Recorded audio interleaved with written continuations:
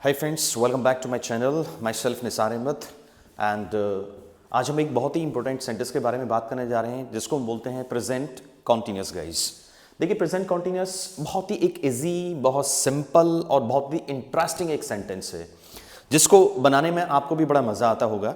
तो सबसे पहले हम बात करेंगे कि प्रेजेंट कॉन्टिन्यूस को कैसे हम आइडेंटिफाई कर दें और उसको फिर बनाने का स्ट्रक्चर क्या होता है।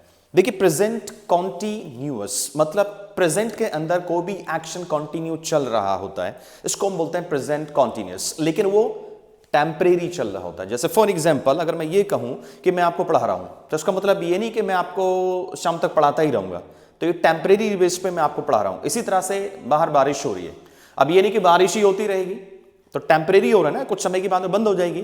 तो जो काम टेम्परेरी प्रेजेंट में चल रहा है उसको हम बोलते हैं प्रेजेंट कॉन्टिन्यूअस। और अक्सर आपने देखा होगा कि इन सेंटेंसेस की जो एंडिंग होती है वो रहा है, रहे हैं, रही है,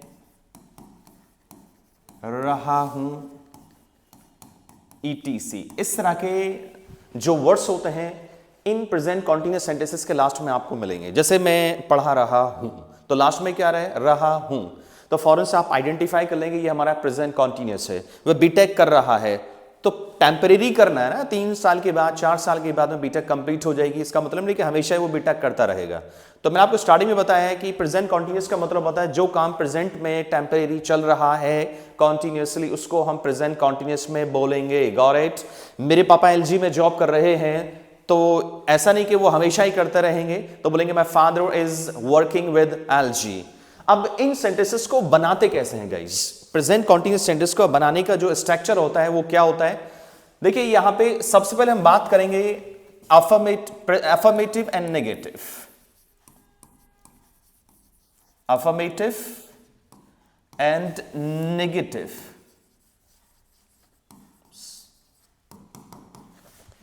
अफर्मेटिव एंड नेगेटिव बनाने के लिए सबसे पहले स्टार्टिंग में हम सब्जेक्ट रखेंगे, उसके accordingly helping verbs is are am plus verb then ING then object.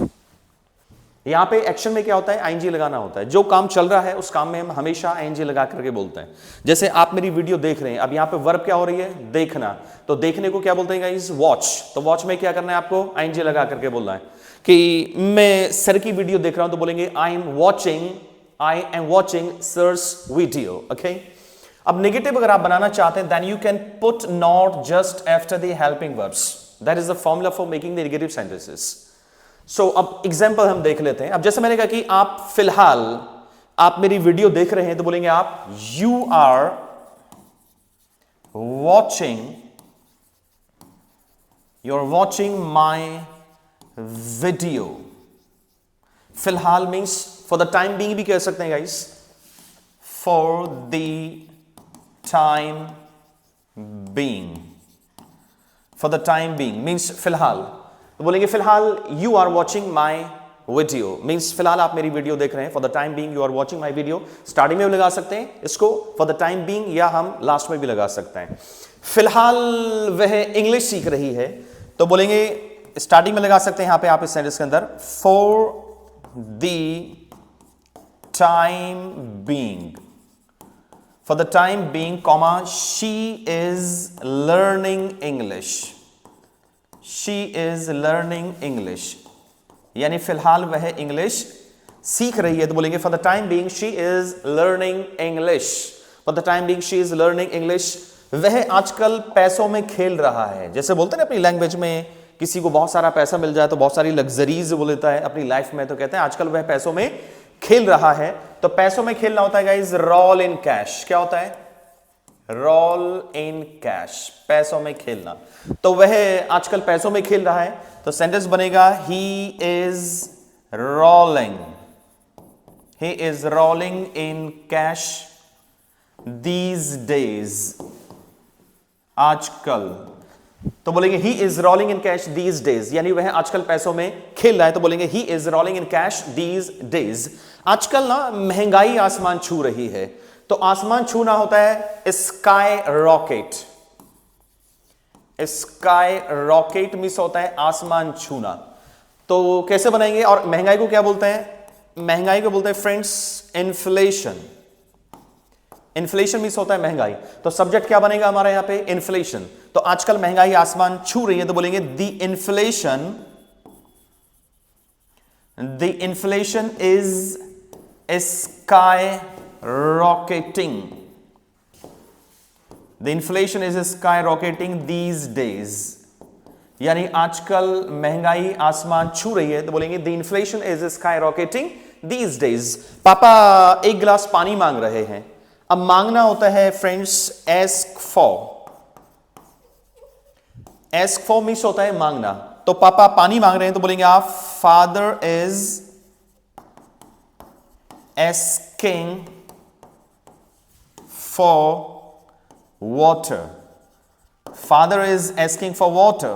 पापा पानी मांग रहे हैं, तो बोलेंगे father is asking for water. मैं पैसे मांग रहा हूं, तो बोलेंगे I am asking for money. I am asking for money. वह खाना मांग रही है, तो बोलेंगे आप she is asking for meal. She is asking for meal, यानी वह खाना मांग रही है, तो बोलेंगे आप she is asking for meal. मैं कॉलेज जा रहा हूं, तो बोलेंगे I am going to college. वह कॉलेज से आ रही है। तो जब आप किसी प्लेस से आते हैं तो वहां पे फ्रॉम का इस्तेमाल करते हैं। तो वह कॉलेज से आ रही है, तो बोलेंगे she is coming. She is coming from the college. She is coming from the college.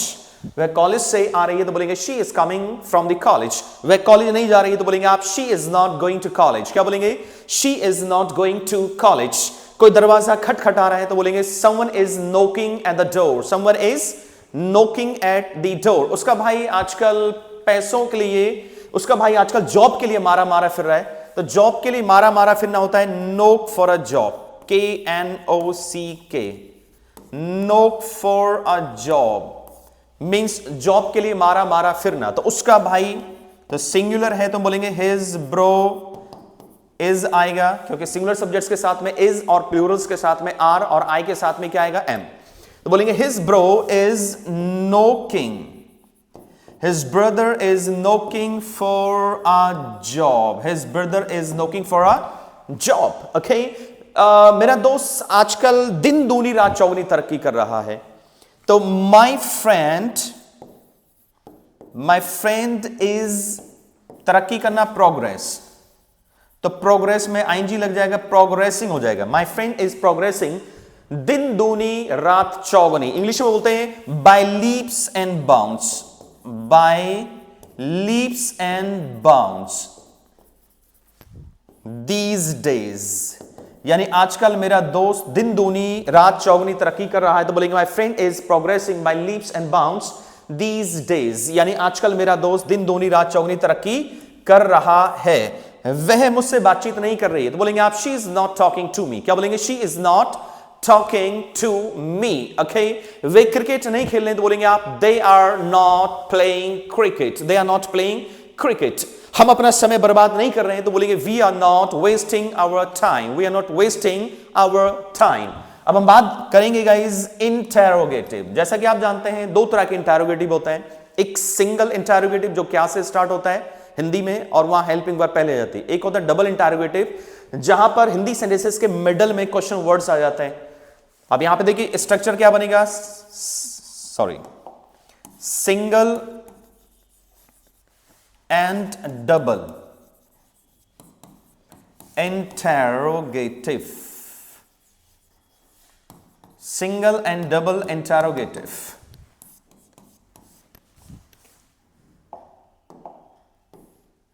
So first of all single interrogative बनाने के लिए इज आर एम स्टार्टिंग में रखना है आपको सब्जेक्ट के accordingly. Subject verb first form ING, then object.